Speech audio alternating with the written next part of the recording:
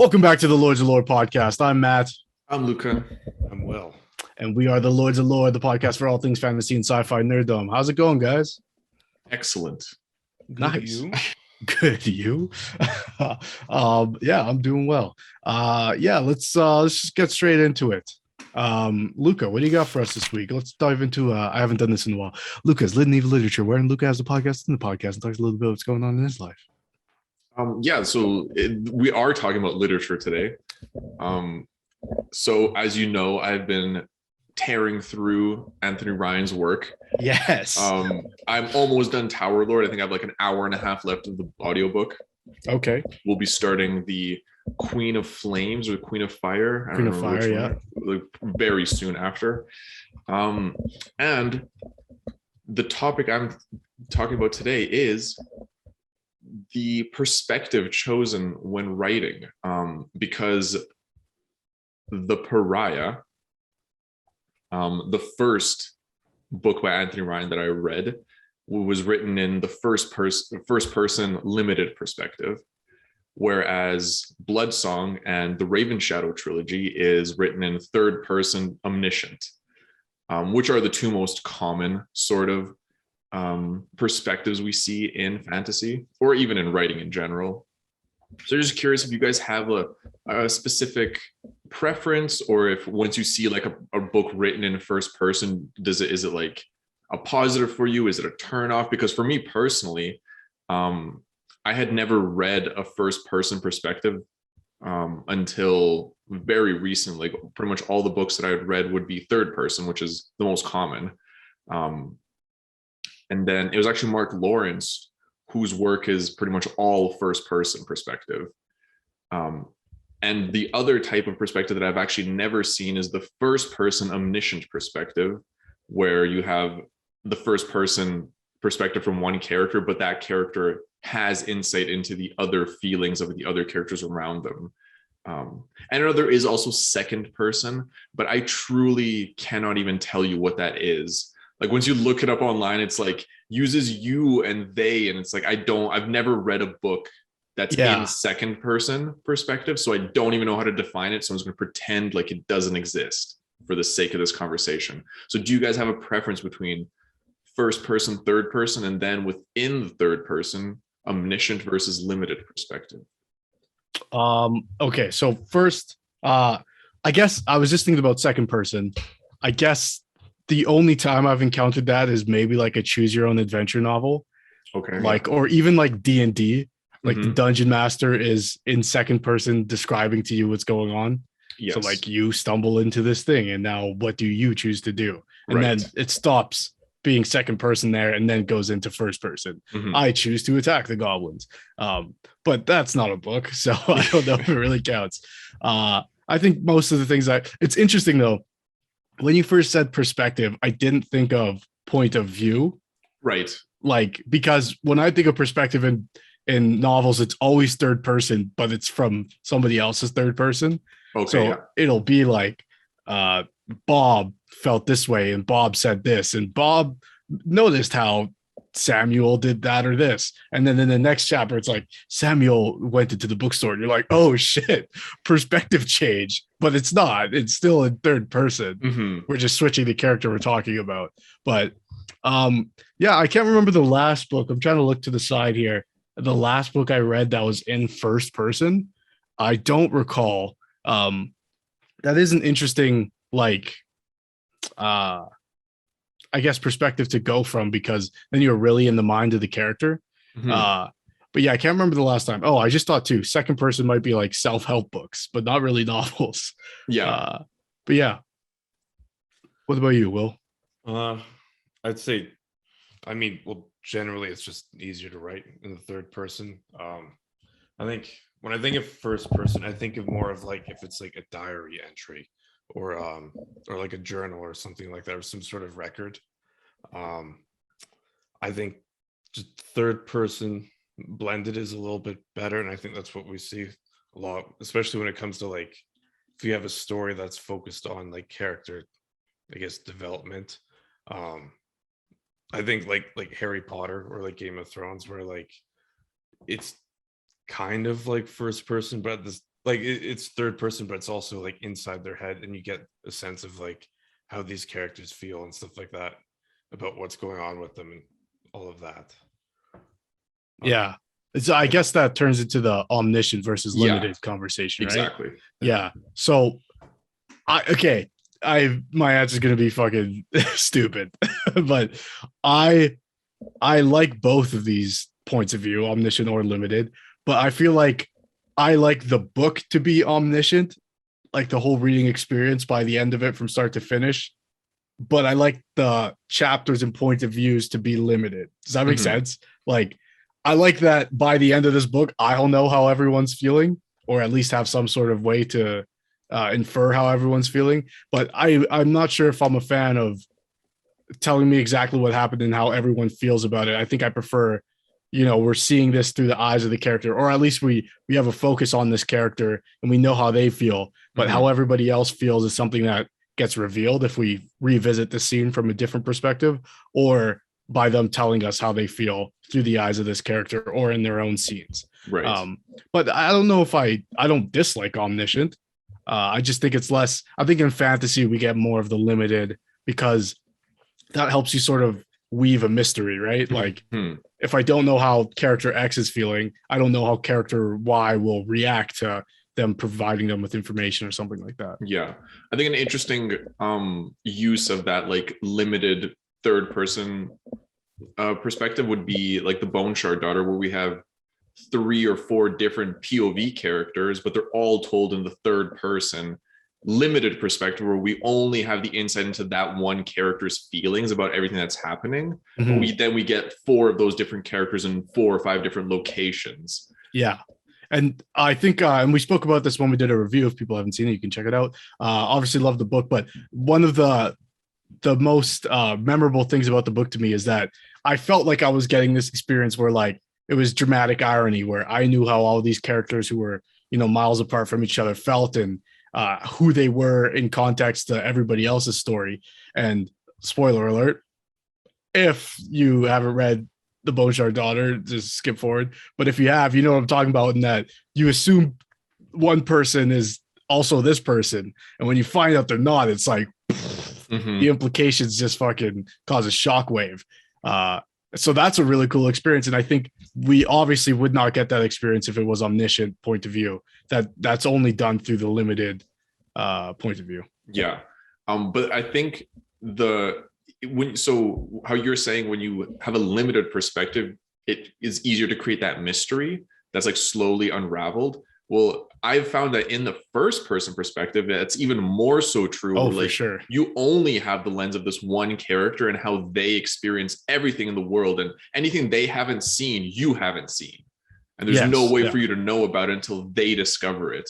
And like, when that's done well, like it's such a enjoyable perspective. I find like all 3 of Mark Lawrence's trilogies that I've read are all first person, and like it just creates that mystery. And that like Matt, you'll read The Pariah, I'm sure. Like it's that like you get to know the characters through the lens of the person you're following, and like how they interpret the world is how you interpret. So anytime they're shocked, you're just like, wow, like a new reveal. And like character development sort of happens to the character you're seeing the world through. And like I actually find that I am enjoying more and more a first person perspective.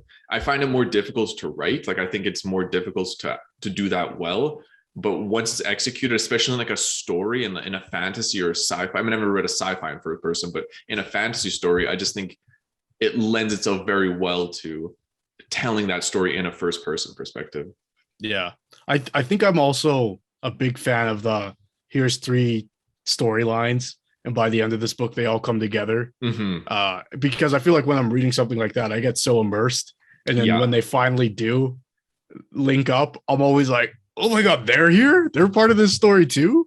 These 3 things I've been reading are all connected, and they're like all the same book. So obviously that's exactly like Tower Lord is that right now, where exactly it's, like, where it's all these 3 or there's 4 different characters that are constantly being flipped through, and they're all in different areas, and you can see they're like pathways starting to converge, and you're just like, I just want to get to the point where they're together again. Like I love that. But then in The Pariah, which also by the same author, that's why I find it so interesting, like learning about the world and the characters happens.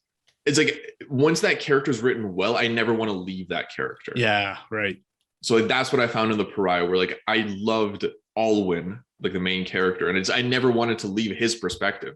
And because it's first person, you never do, and it just like experiencing it all through that one lens is just, once it's something you enjoy, I love, like I burned through that book in days. It was like 3 days I listened to the whole thing. It was just so enjoyable. Wow.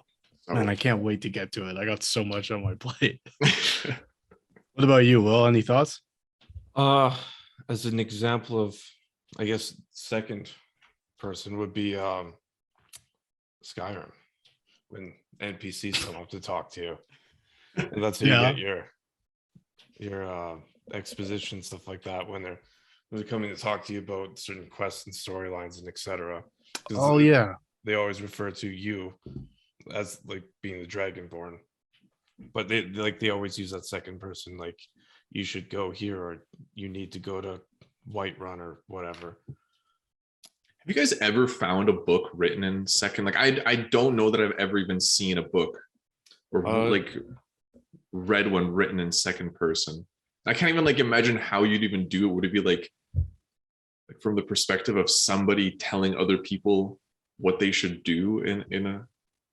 I don't know. It's like, you know, again, like just thinking of hearing something in second person immediately made me think of D&D, and therefore choose your own adventure novels, like, you know, telling you where you are, or you feel a small chill on the back of your neck type of thing.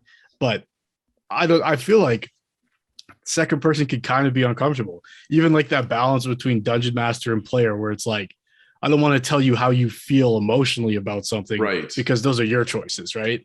But I'll tell you your hands are wet, but I won't tell you that upsets you. You know what I mean? Yeah. Or like the sound you hear is upsetting because it's a terrible sound, but you know, I won't tell you that emotionally makes you feel scared or whatever. So yeah, I don't know. I think second person could kind of be like off-putting because, you know, it's really forcing you into a situation, I guess. I mean, it drops into stories, like you hear characters talking about each other in that perspective, but you never like have a whole story written in it. It makes me like feel like, you know, when you go out and you have a bender of a night and you black out and people have to tell you what you did last night, and it's always so anxiety inducing because you're like, the reason I say like choose your own adventure in D&D, because like then there's some autonomy, right? But if you don't get to choose it all, you're just being told. You know, whereas with the story, it's like it's someone else's story, but when it's like you did this thing, and in the present time where you're hearing someone recount this story, or if you're reading it, there's nothing you can do about it besides stop reading. You know, it's just very invasive. Yeah, I don't think there's any like specific, you know, you have your own preference, but I don't know if there's a specific merit to doing it one way or the other. There's certain advantages, obviously, to being omniscient or third person when you're telling a story, but I think more like I think it's a more modern thing to stay limited, or even first person now, because we want to sort of dive into characters now more so than we do like plot. Yeah. Whereas I think like maybe with some like not lesser, but you know, simpler sort of storytelling from before, like sometimes it's more about the story itself than how the characters are feeling. I think like even something like Star Wars, like we get a lot of plot, but we don't get a lot of time spent with characters and seeing how they develop. It's like, you know, you farm boy training Jedi Knight, but we don't really see that. But I think some of the more modern Star Wars stuff that's come out, it's like we kind of see some character progression. I'm not talking about the sequel trilogy, but some of the other stuff. I have a question for you guys though. So Luca, the first audiobook I ever listened to was when I listened to Rage of Dragons. So when I got back into reading fantasy or listening to fantasy, that's when I started using Audible and audiobooks. And from that, or even when I read, I guess it's been a thing my whole life, but it really got hammered home with audiobooks, is after I read something, I start narrating my own life for a couple days after. And maybe it's just the way Evan Winter writes, but especially after I read one of the Burning books, I'm just like, he woke up. He was sort of tired and he didn't really want to go to work, but he had to, and like I'll get stuck in that like mode for like a couple days at least, till the point where I'm like, okay, I'm sick of this. This story is so boring. Does that happen to you guys, or is it just me? I think that's a you thing. Yeah, fair enough. Yeah, I don't narrate my life like that. I have done that to myself where I like talk about myself in the third person as if I'm in a character, as if I'm a character in my own life. Like exactly, I'm watching myself live. Like I have done that, but not to that extent where I'm like days just like oh yeah, it's not like constant like all day, but it's like I catch myself. Yeah. Like, damn. It's just really boring, actually. Yeah. NPC living. Yeah. Have you guys ever like talk to yourself as if you're like multiple people? Like, oh yeah. Have you ever like done like, you know, in like the royal we, like we should do this. Like you're one person. Like, oh yeah. Yeah. Like I've done that. Especially when I'm like, I do for people who don't know, I do tutorial videos of me building things on a different YouTube channel called Keep Making With You. Check out. I just did a thing about Mobile Suit Garfield. Yep. But I often say we as if someone's watching along and going to be doing every single step that I'm doing. And I know that's never going to be the case, but I'm like, that's why we chose to go with the black primer instead of, I'm like, ooh, I don't have a team of people and we decided to do it. Like it's just me by myself. So yeah, I do catch myself doing that. I catch myself doing that when I hear those kinds of like king and emperor characters talking about like, you know, like we will grant you this title or something. Like I do that to myself as if I'm like an emperor. Like, yes, we will do this for you. We will have a 2 cream and 2 sugar in our coffee. Right on. So yeah, I think that'll do it for my discussion on POVs and perspectives. That was an interesting one. I like that. Okay, I want to talk a little bit about Lord of the Rings. Obviously today, at the time we're recording this, we just saw the teaser, I guess you could call it, little sizzle reel, not even a sizzle reel, just a teaser for the, what is it called? The Rings of Power. Yeah. This is a nothing teaser, to be honest. Couple CGI shots, and what seemed like a younger Galadriel. Yeah. But yeah, what did you guys think? Did you get a chance to see this? I did. Like you said, it was just like a CGI of like a ring being sort of made and the voiceover describing, you know, reiterating how many rings each race got. And I guess we'll get the story of the rings being made potentially. Celebrimbor. Nice. Yeah. Yeah. What about you, Will? Absolutely. You're Tolkien. Why is that? I don't know. It's just well, like we like kind of got a little bit of that, I guess, like the whole prequel stuff. Not really like from the like set during that like prequel era, I guess, but I mean like the Shadow of Mordor and stuff like that. I kind of touched on that, but I don't know. It's kind of like strange. I like kind of looked into it a bit, and like I'm kind of curious to see like who's running the Tolkien estate, and like because apparently there was a little bit of a, I guess, a dispute between not Amazon but like the production company and with the Tolkien dispute as to how this was supposed to happen, but apparently like they're, I guess, on amicable terms or something like that. So well, this would have been greenlit back when it was Chris, right? Yeah, but it would have been greenlit when Chris was quite old. And I think he even specifically said they're not allowed to adapt any of the novels. Yeah. Like they're not allowed to touch books 1 through 3 or the Silmarillion or any of that published works. Yeah. So like that's why like I find it like very like curious, because I'm not sure if Christopher Tolkien had kids, and if he did, if they're even involved with any of that. So I don't know. It's kind of demented. I'm not really, I don't know. I'm very iffy about it. So yeah, I didn't know about all that. I feel like I don't know. I kind of wish they would have like just not used some of the major characters. I feel like if they just would have did it almost like a period piece during that time, but with like completely different characters and different stories, it would have been. Or maybe that's what it's going to be. I don't know, but it's kind of it's just like off-putting to hear Galadriel, but not being Galadriel. yeah. So Yeah, I don't know. So I'm always interested in going back to Middle Earth. That's for sure. Um, even the Hobbit movies, like, although I didn't enjoy them, they don't exist to me in the Peter Jackson canon. I refute them. But yeah, I am excited for this show cautiously though, because I'm excited to see it. And even something like Shadow of Mordor, right?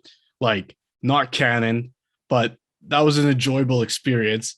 And it fits itself within canon, similar to like the Witcher games, right? Like, it's not technically canon, but if you've read everything up until that point, this also is in there. And so you can accept it because we're not getting any additions to Middle Earth or the Tolkien verse in literature. And I don't want to, like, especially now that Christopher has passed, it's done. It's over. Like, I don't think there's anybody else who's qualified to make additions to that. So saying that alone, like, does this series sort of rub me the wrong way that they can adapt things that are already in place? A little bit, but at the same breath, like, again, Shadow of Mordor didn't bug me because I know it's not canon. But when something like is this big and the budget is this huge, and right from the get-go, this is not canon, it's like, I'm like, well, why the fuck do we care then? Like, well, it's probably going to be enjoyable, but it just feels like Amazon wanted their version of Game of Thrones, and as we know, like, Netflix is struggling with it too, making a fantasy series and getting it to that place, like, it's tough to do. So I think they went for the biggest ones. They went for Wheel of Time and they went for Lord of the Rings, because those are probably the most recognizable fantasy projects. And I just think that was an odd choice. Maybe not so much Wheel of Time, but Lord of the Rings, I think, has such a definitive live action adaptation and so highly regarded and award winning that, like, why would you even try this? And if it's not the Peter Jackson team and Weta Workshop and all that, like, what is the point? So I want to see it because I love fantasy and I want to see live action fantasy, but I just, like, what is it going to be? Like, I'm just confused. Mm-hmm. Yeah, you're right, because there already exists a tone, a sound, a visual for the Lord of the Rings, and it feels so good compared to the book. Like, it matches it so well. Mm-hmm. It's like, if you're copying it directly, then you're just a derivative. But if you're not, then you're out of place. It's like, yeah, it's like you can't win with this almost. Yeah. I feel like there's no way anyone's going to be happy with this show. Like, Wheel of Time, I think is sort of in a different boat, because if they did a one-to-one adaptation, fans of the book will be happy, and people who watch it will probably be interested as well, because the book series is highly successful, right?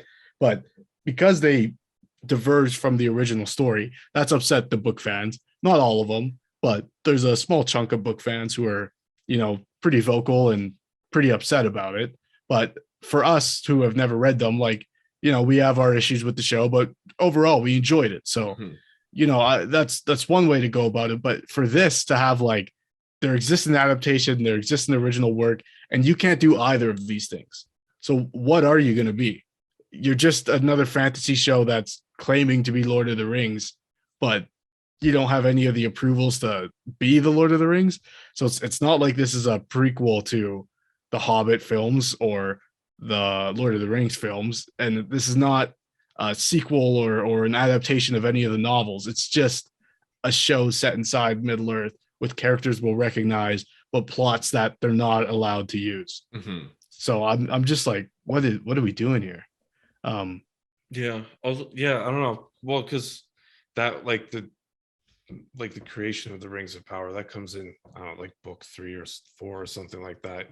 in the Silmarillion. So I'm kind of like wondering if they're not allowed to use certain elements, like were they just like given like a handful of points and they were just like build around this, or Yeah, or I wonder if like when he said like you can't adapt the novels, that meant like, you know, books 1 through 3, The Hobbit, and you know, like Children of Hurin is it? And I can't remember, Beren and Luthien and the Fall of Gondolin, right?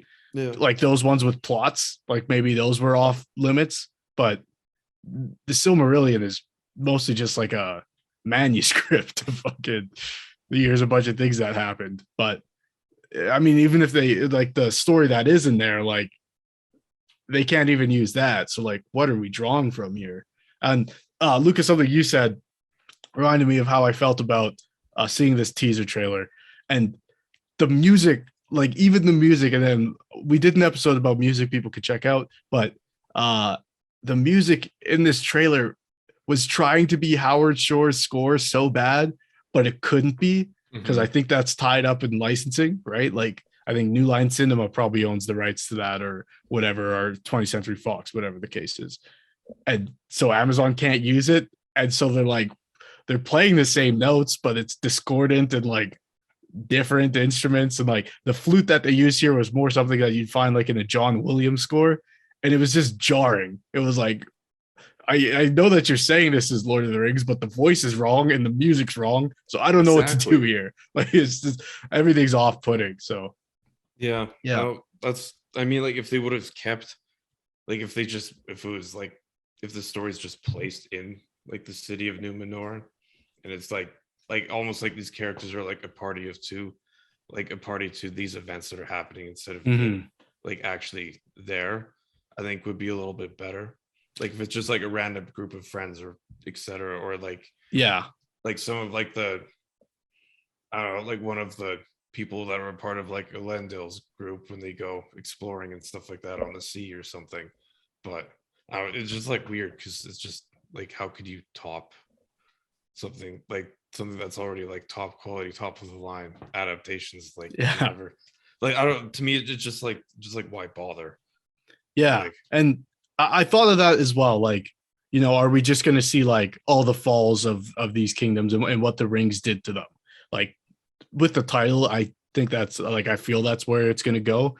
But like, that is such an artistic sort of out there thing to adapt.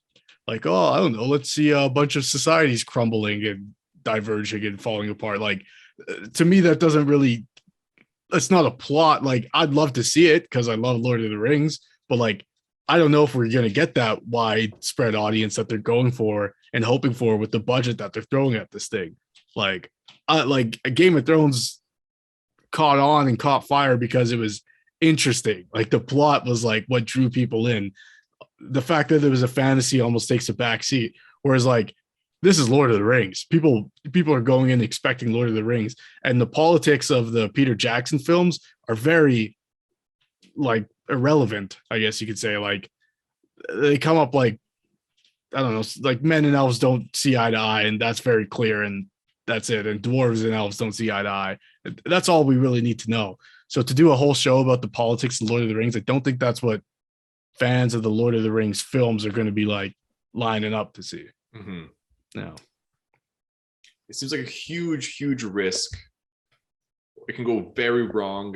Like I honestly can't even think of like a way it can go right. Like that's the thing. That's the sad part. That's why I'm so worried about it. Okay, so that's actually a good question. Will, what would you like if nothing was off limits? What would you want this show to be? I think it'd be interesting if they had it like start during the fall of Numenor, like skip the whole Ring of Powers, skip all of Sauron's deception, etc., and just like go straight to like a group of people like on the boats trying to escape. Because like Numenor is like Tolkien's Atlantis. Yeah. So when it gets blown up or it's sucked into the sea or whatever during this big catastrophe, they head east towards Middle Earth, and then so like I think it would be like kind of cool to see like this.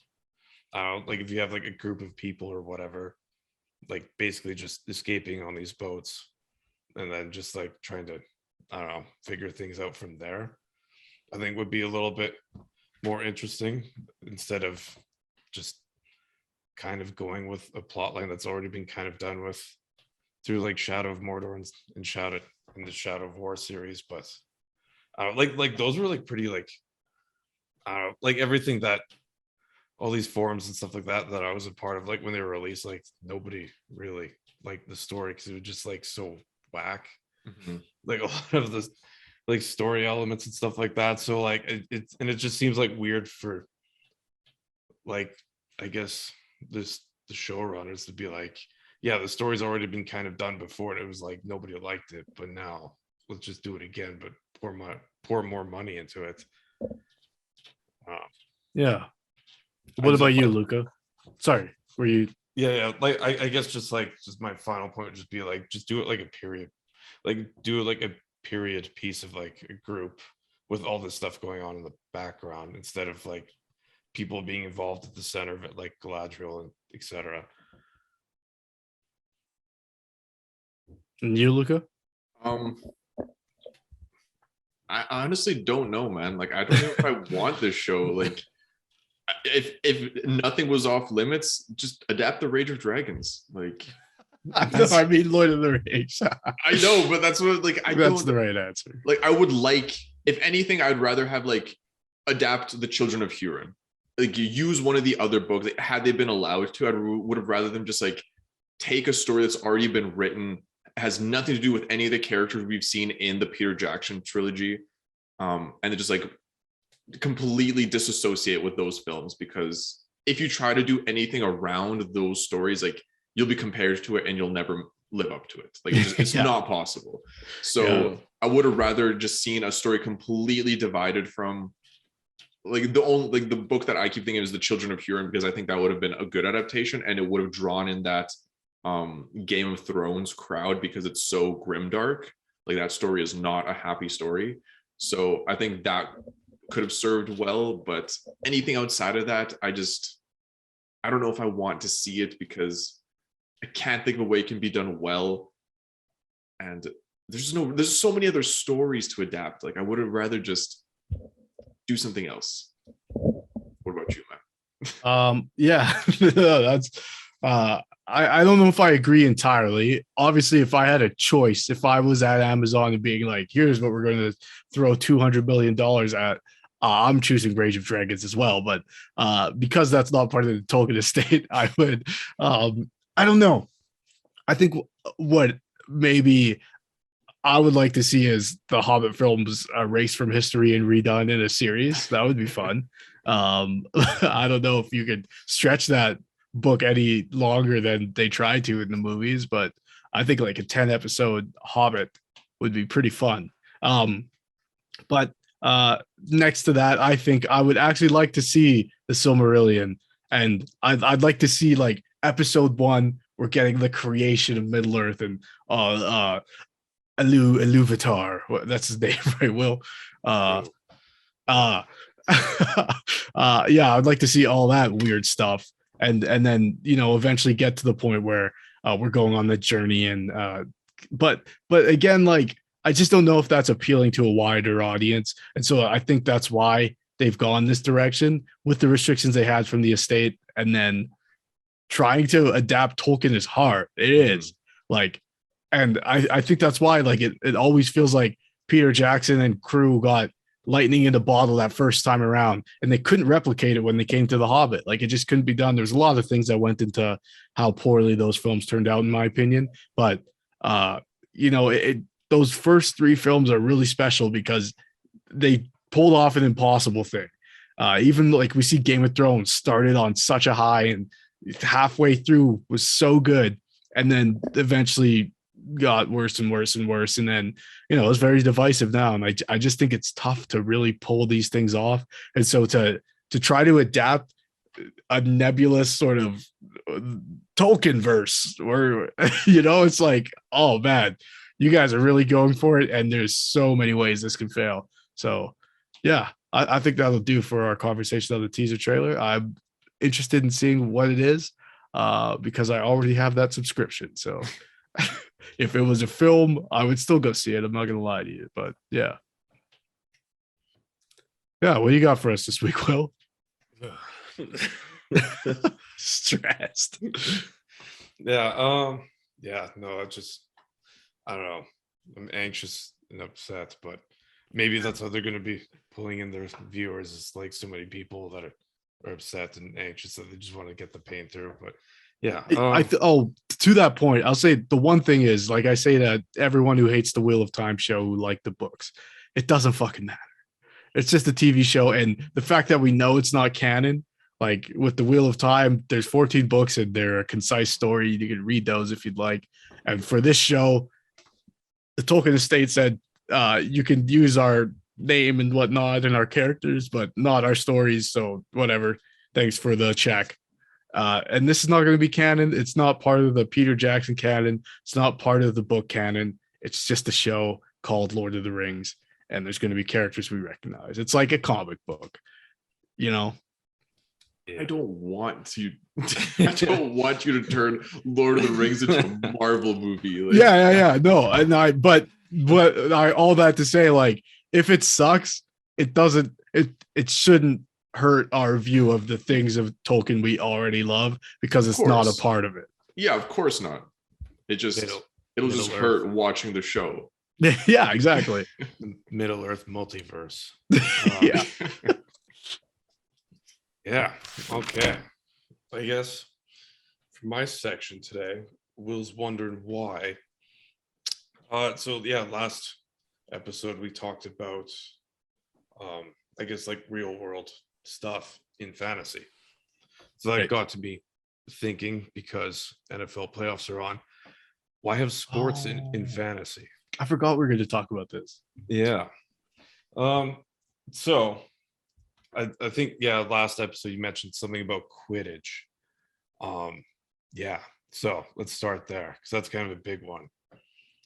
What are your thoughts on Quidditch? Okay, so I will preface this by saying J.K. Rowling is an awful human being, and I don't support the support of J.K. Rowling. I'll just say that now. But I did grow up watching Harry Potter movies, and so I have Quidditch in my head, and I fucking hate it. And here's why. This is going to be rant, and there's probably going to be people, if we clip this segment out, who are going to tell me all the rules I don't understand about Quidditch, and I don't fucking care. Save it.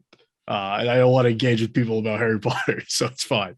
I read 2 of the books. I read 6 and 7, and I've seen all the movies. Quidditch fucking sucks, because it's so... The things I really hate about that series is that it's all about this kid. Nobody else fucking matters besides him and his 2 friends. And it really bugs me, because like everything in the book is written around that premise. No one else fucking matters.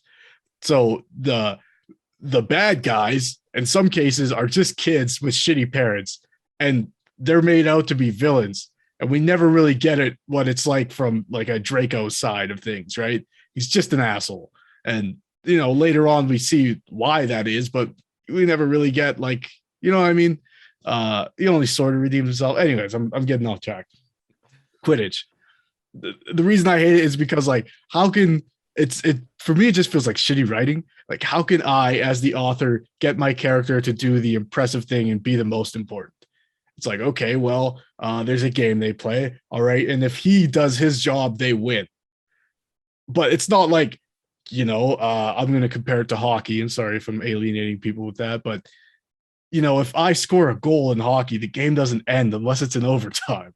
Right. If I'm the goalie and I make a big save, the game doesn't end unless it's in the shootout. Like, these are bad examples. But you know what I'm saying? Like, there's a whole game going on, right? And all the stuff that everybody else is contributing to, working their asses off to play in this game, can all be erased by one person doing one thing. And it just doesn't make sense to me. Like, maybe if catching the golden snitch was worth a certain amount of points, and that gave your team a huge advantage to winning. But it just ends the game. It's the maximum amount of points. And for that to be out in the game every time you play is so dumb to me. like just by a game design perspective, it doesn't matter. Like imagine you're the goalie or whatever they call them, and you have a shutout posting. You saved every single shot in this Quidditch game. Like they just keep battering you, and then they catch, and your team has 149 points, and the fucking scrawny ass kid coughs onto the fucking snitch and chokes on it and falls off his broom, and they win. Like, what the fuck am I doing here? Like, I could have let all those shots in and we still would have lost. Like it wouldn't have changed the outcome of the game at all. It's just like, I don't know. I just fucking hate it. It's so unsafe. The amount of times that kid fell off his broom and someone had to do something about it. It's like, maybe there should be, some safety features in place to stop people from fucking dying playing Quidditch. And I don't know. Oh my God. And you can just throw a fucking a bat at somebody and knock them out of the fucking sky. Like, why is this okay? And these are children. They're fucking like grade school children. Like, we're just letting them brutalize each other. I don't know. It's fucking weird. You get a first year playing with the fucking 12 years, and that's just okay. Like, they can throw their bats at that kid too. Like, I don't know. It's fucking weird. See, like, yeah. And so that was when I just typed in Quidditch on Reddit and saw what happened. But yeah, one of the reasons why I bring this up, not only because you brought it up last week, was that the whole point of the game was just designed for character development. It's kind of like shows like this like conflict / adversity that the characters go through kind of midway, almost like a training session is what I saw it was compared to. And I never like really thought of it like that. It was interesting. I do think Quidditch would be sweet if they just got rid of the snitch and just like have people just like beat on each other for like 80 absolutely minutes. Because then it's just sky hockey essentially. And yeah. I'm cool with that. Yeah, or like sky cricket / rugby where people beat on each other. Rugby's probably better. It's like sorry hockey. Real tangent here. Me and my friends used to play Quidditch on our bicycles. We would put out hockey nets, we'd ride bikes and have a soccer ball, and we'd pass it to each other. And there was a goalie also on a bike. It was really dumb. It didn't really work, but it was still made more sense than fucking one guy running around being like, I'm the snitch, and if you catch me, you win the game. I don't know if you guys have seen it. There's people who play real life Quidditch. It's a sport. They don't fly. They run around with a broom between their legs, and one person is actually the snitch, and you have to catch them to win the game. I saw like a highlight shared on like the ESPN like Instagram account like a year ago where some guy got like trucked absolutely. It looks pretty miserable because like all of his equipment just went flying. But yeah, I don't know. So I guess with that point, because like I said, I've never seen sports used in fantasy as character development. Yeah, and when I thought about that, actually another thing that I was reminded me of was the pro bending stuff in Avatar Series 2. Yes, yeah, much better. So like what do you think, like the character like that as like a way for like story progression? Do you think that was better than Quidditch? So much better, because it wasn't like if you airbend, you win the game. It's like, everyone can contribute to the game. You have you have a water bender, an earth bender, and a fire bender. And if you're good enough to beat all three of those other positions by yourself, your team wins. And that's okay, because that just means you're really good at the game. It doesn't mean you did the one thing no one else can do. I guess Korra sort of does this because she's the Avatar and can do all three of these things. So is her participating cheating? Maybe you could see it that way, but she has the ability to do that, right? She's the only person. So maybe it wasn't fair of her to compete, but she's a kid and has a character flaw. But I don't know. The game makes sense. The rules of the game are solid. It's not just like, if you pull off this one combo, your team wins, regardless of how many of you have been knocked off the platform. I don't know. There's even a board game of pro bending where like you can actually play, and you probably roll dice or whatnot to determine who beats who and whatever. But you can't do that with Quidditch because it's just random and it's just plot armor, you know? So yeah, pro bending is way better than Quidditch. I mean, Quidditch is a sport written in by somebody who doesn't watch sports. Like you hit the nail on the head. Who's never seen sports and does not care about sports at all is like, I'm going to add a sport to my story, and like this is the cool element that I'll add, and then like honestly, the golden snitch pays off when it's like, oh, the philosopher's stone is in this golden snitch. Like, yeah, it's like, okay, that was kind of cool, but like as a sport, stupid. It makes no sense. Damn. I would hate to play it. I'd be furious. Imagine being up by like 200 points. Dude catches golden snitch, game over. And there's professionals like in the Harry Potter like wider universe. Like there's people that play professional Quidditch. It's even in one of the movies. It's like Bulgaria versus Ireland or something in the World Cup finals. And like even compare it to basketball, right? Like Steph Curry, he would be a seeker in Quidditch, right? But Steph Curry, like the basketball player, can hit threes from unbelievable places and with unbelievable efficiency and I don't know the word I'm looking for, but he does it a lot and he does it effectively, right? But that doesn't mean he wins every game. Mm-hmm. That just means he's really, really good at hitting threes. You still need a team. If the last few years of basketball have showed us that he can't do it alone, he needs a team, and now he has one, and everything's fine. But if being able to hit a half court shot won you the entire basketball game, no one would fucking watch because it'd just be Steph Curry and the Warriors winning every time, and no one wants to see that. Well, I mean, they were subjected to it for the last decade or so, but it's different if they actually have to win those games by scoring more points than the other people, not just hitting one ridiculous trick shot. Yeah. See, my problem with, I guess, sport in fantasy, that it almost always like reverts to some form of just like generic like fighting sports. I don't know. So like when I think of like the pro bending and Legend of Korra, I think of just like group MMA but at like a distance. And like and like when I was thinking about like other sports, I guess if you want to go into fantasy, one of the things that we always see is like, I guess like gladiator fights, if you want to call that sport, even though it's just usually just people being fighting against their will. Every story has the fighting pits. Exactly. Even Game of Thrones or like jousting. Another thing that I was thinking of, but I don't know, like, is there like any other, I guess, like sport that you would like to see adapted, or like do you prefer like that, like combat fighting stuff, or would you like to see, I guess, a little bit more creativity, like sci-fi space volleyball or something?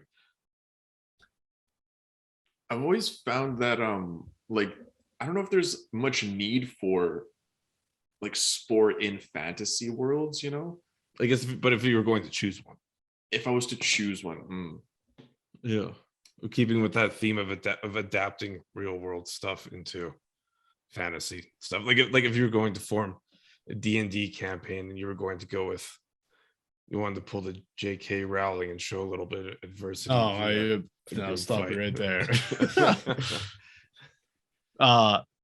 Yeah, I think for me, as someone who played sports like as a child and still to this day, I still play hockey. For me, I prefer the, like, if there was something that's creative in that way, or just even like when we're talking about like medieval fantasies, or at least medieval inspired fantasy, like it's easy enough to just say, yeah, they're playing like a very archaic form of football or soccer or hockey or rugby or something. It's tough to do, I guess, in D&D because the way actions work. Like, I don't know if it would be fun, but there are like tabletop games that are sports, where instead of shooting your opponent, you just try to score on them. But for me, like in a novel, in the world building, I would much rather prefer there was things like soccer, because it's just easy. You're trying, like, there's a goal, you're trying to put this object into the goal, and add any sort of fantasy world elements to that makes it infinitely more interesting. I just don't think like you need a end all be all catch the snitch and you win the game. Like, that takes all the interesting parts away from Quidditch. Yeah, I think one of the other shitty rules about Quidditch was like the game doesn't end unless somebody catches it, or if like you have to hit X amount of points, but it's like an insanely high number or something. I think like, I could be wrong. This is the part I'm not sure about. Is I think it's just 150 points to win, or until the match is over. So I don't think you have to get to that amount, but I think if you do, you win, and the snitch is worth that exact amount. Yeah. Man, can you imagine if you hooped out 194? That's what I'm saying. Somebody catches a snitch.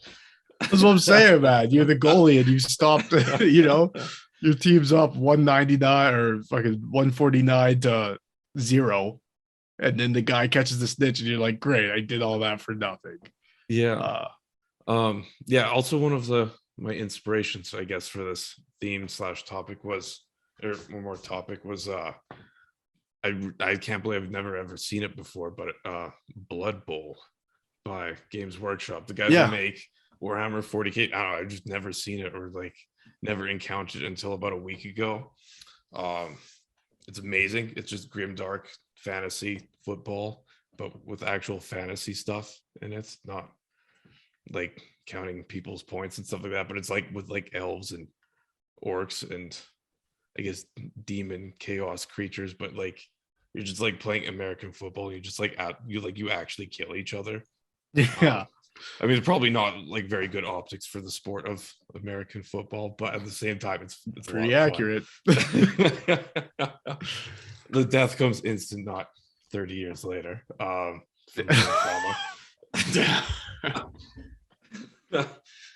I mean, like it's like pretty cool because like it's almost like like but like I've never like you went there. Yeah. Not cool but trauma. I mean like it's cool, like I've like there's like entire like storylines and like role playing and like well it is like a board game akin to like 40K and regular Warhammer, but like it's just like American football, and it's just like I can't believe like I just know that there's like some like Steeler fan / Nick dude who just like you mean they were just like 40K is cool, but like let's just like Americanize this, but like there's like actual like storyline stuff like that too, and they release like video games for it, and like one of the plot lines is like there's like a team of like humans and like they want to like win the Blood Bowl, but like they have to face off against like orcs, and they're like completely screwed from the starts because just everyone else just like has like teeth and fangs and claws and are like 3 times their size and stuff like that. But it's just like insane that I've never seen this before. So that was kind of one of the other reasons why I thought of sport and fantasy. I can't remember. Blood Bowl's a really good example. There's also like Guild Ball is another tabletop sport game, which is similar. I can't remember what movie it was. I think it might be El Dorado, where they're playing some form of basketball and they're cheating because they've trained an armadillo to to get into the hoop. Like, even though I guess it's sort of a fantasy movie, that to me is like a cool way to like I don't know, fantasize sports. Is like, because it's like, I don't know, if you could pull that off, then that's a pretty good way to win. And I think like adding the element of fantasy to real sport like Blood Bowl does is like a good way to just make it more interesting and then put it into your world like that. But I guess just expanding a lot of it's like just bringing fantasy to, I guess, people who might not go with like be interested in it, but I can't think of the name of it, but that I know what you're talking about in El Dorado, because I think that came to mind as well, because that's like a real thing too. It's like this weird sideways basketball, because like the hoop is netball. Like, yeah. But like that was like a thing in Mesoamerica. But no way, that's sick. Yeah, I can't think of the name right now, and that just came to mind as well. But I don't know. Would it be like kind of cool to see hockey with lightsabers, but like toned to stun?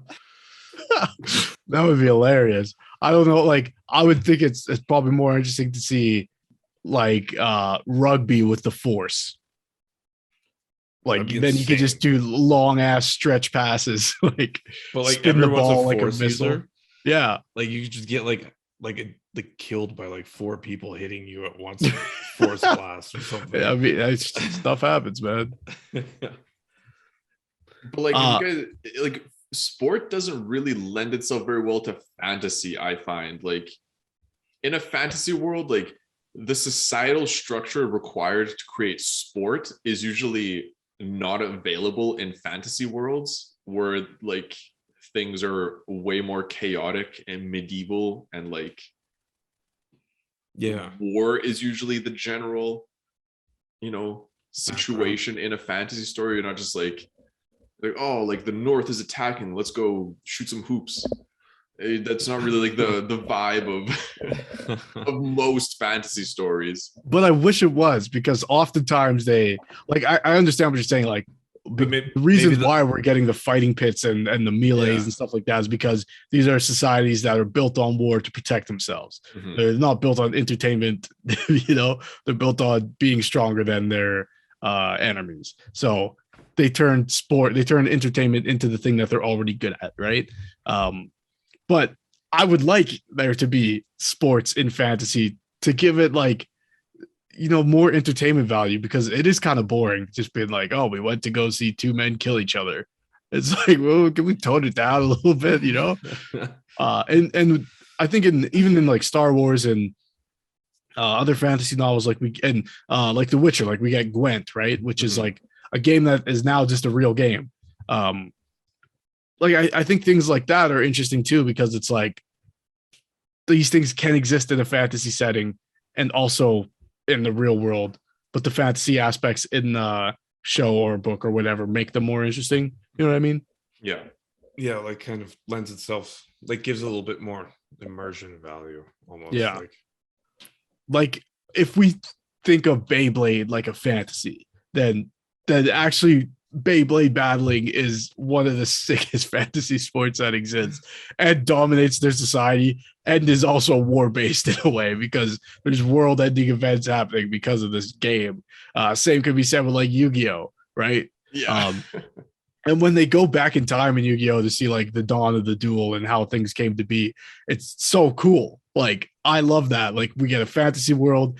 We started playing this card game because in ancient Egypt, these cards actually summoned monsters, and that's where this tradition came from.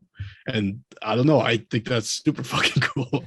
So I like stuff like that, where it's like if our society created games like rugby as a way to train soldiers to be a more cohesive unit, and you know, centuries later now it's like a sport that is at the Olympics. Like, I think in a fantasy setting, that same progression can happen.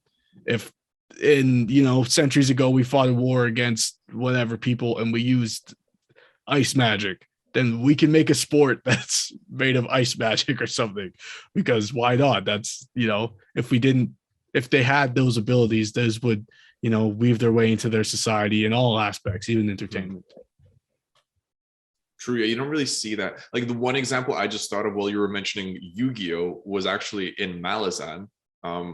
In the world of Malazan, there is something called the Deck of Dragons, and it is a deck of cards that represents the various sort of houses of the gods. Whereas most people just consider just like a deck of cards. There's the people that can read the Deck of Dragons, and as they play games, they can essentially like read the future through the cards during the game. And so it's like people play it as a game, but then the people who know the cards, like, it has that magic element in it, where like somebody who doesn't know what they're doing will like accidentally predict the future, and like somebody who can read it will be like, you pulled, I don't know, High House Death, like that represents the House of Shadow, and like that means this because you drew this. And it's like that happens throughout the books a lot, but it's also just a game within the world. So sort of like tarot cards, but also they're using tarot cards to play. Exactly. Yeah. Like the vast majority of people just like consider a card game, like just this deck of cards, but then the people who know what they represent, like use it as a tool for divination. World Poker Series, but they can see the future. Yeah. Yeah. Oh, I also just remember there's a game they play in Bionicle where they use like mallets. It's like hockey meets soccer. I guess it's like field hockey. I remember from the Golden Mask movie. Exactly. Yeah. Yep. Classic. The McDonald's toys came with like the mallets that you use. So yeah, even something like that is cool where it's like it's not like they're not using magical powers. And I think maybe that's an interesting thing too. Like if you do have like a fantasy world where it's a super magic based high magic setting and their society is based in magic, but this sport is the one time none of that shit flies. Everybody is just their physical abilities. And maybe if you have a society like the bending world, right, where some people bend and there's other people who don't bend, and that causes like a rift in society.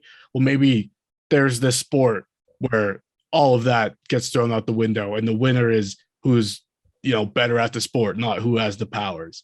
I think would be an interesting thing to do as well. Yeah. Oh, as a side note, according to Tolkien in The Hobbit, golf was created from one of Bilbo's distant family ancestors or whatever, and they whacked the head of a goblin. It landed in a hole, so that's how golf was made. I think that was shooting. Yeah, it was The Hobbit. I love that. Yeah, so that was just, I don't know. That's why I like The Hobbit, because it's like so much like weird, like out of pocket stuff like that. Compared to like Lord of the Rings trilogy, where it's super serious. I do remember that his like some distant family member big enough to ride a real horse, right? Yeah, and they were like, and that's how golf was made. Okay. There's also Blurns Ball from Futurama. Classic. Yeah. Griff Ball from Halo. But you see, that's like, you see these like sports come in sci-fi so much more often, because it's like the society is developed to the point where the vast majority of people just live peaceful, regular, everyday lives, and they need entertainment. Whereas in a fantasy, like medieval society, it's like people day to day are just trying to survive more so than like looking for entertainment. Yeah, the top footballer is not respected in a medieval society. They're like, get a real job, join the army. Go to the mines, go to the pits. I guess something else, this is a little bit off, but like something like Rocket League, right? Where it's like, okay, soccer, but you're in a car. Like that's enough for it to be more interesting. And look how successful that game is, right? Like, yeah, that stole like a year of my life away. Yeah. No, I'm probably going to re-download that later. Oh no, what have I done? I'll also just say it's not a sport, but chess in Star Trek is cool, as well as Wizard's chess is actually cool. Even though, yeah, usually E5 smoked.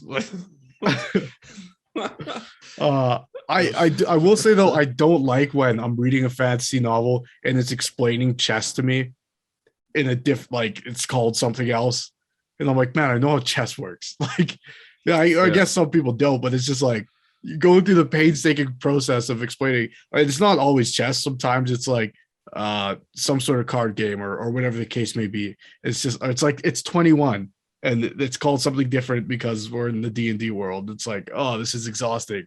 This is like, it's different for the sake of this can't be the real world. Stay immersed, No, I usually hate that. There's always like so many fantasy stories have like a chess derivative. Well, even the Tower Lord, like right now they talk, I forgot what the game is called there, and it's not chess, like it's like a board game played like chess. It's more like Go, or like you guys haven't seen Hunter x Hunter. There's a game literally in Hunter x Hunter where it's like 3D chess almost, where you can stack like 3 pieces on top of each other, and it's like a war simulation game on a board, and it's like those are so popular in fantasy worlds.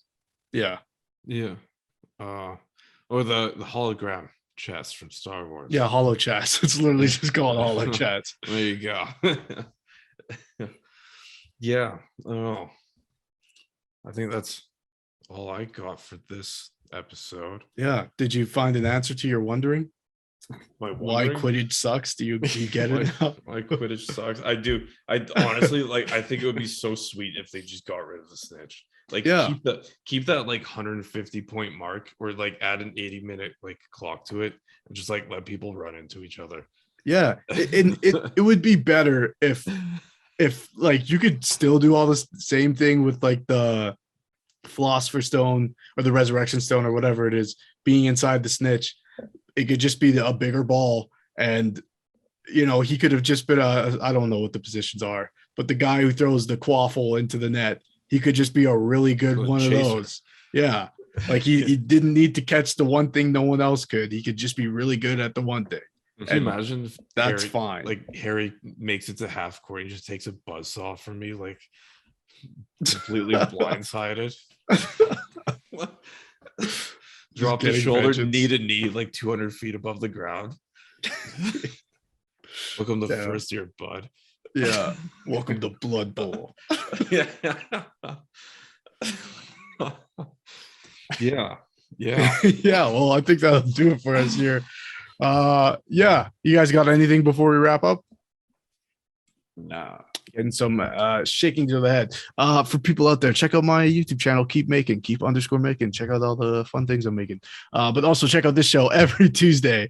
And catch me and Talib doing reviews of Boba Fett every Wednesday.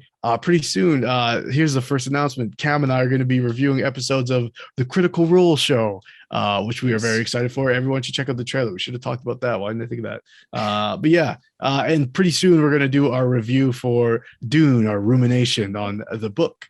And then Luca and I have tons of ruminations to get to. And so Unabashed will have to wait a little while before we can get all this stuff out of the way. Not out of the way, but done and completed, and happy stuff. Okay. As always, I'm Matt. I'm Luca. I'm Will. And we are the Lords of Lore.